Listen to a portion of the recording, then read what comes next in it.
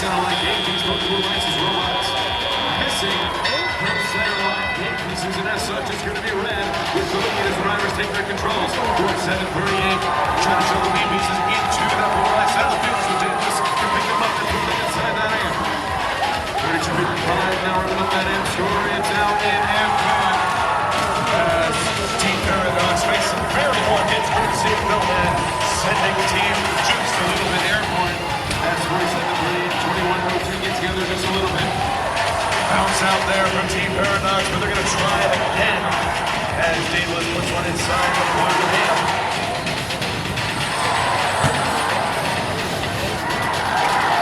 95 just a little low on that shot as Daedalus searches around the Red Alliance stage for game pieces. It's an 8-point margin at the moment for the 8-40 in favor of this Red Alliance, but it seems 202 has now recovered for some of their communication issues and are now back in action for this Red Alliance.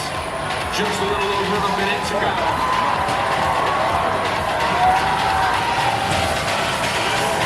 28-39, still trying to find some game pieces as they head towards the Blue Alliance source. 32-55, here's the man after here's going to put another one in. NOMAD, put it up Blue Alliance has closed the gap and are now ahead by 2 points.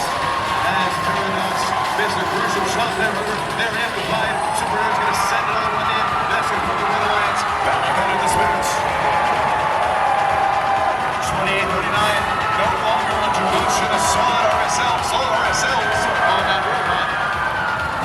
As 32-55 makes another one of red flags going up for some illegal contact on the Blue Alliance source. A 1-point difference in this match. However, that's going to be changing some stuff as now the Red Alliance are ahead. Option 16 up there.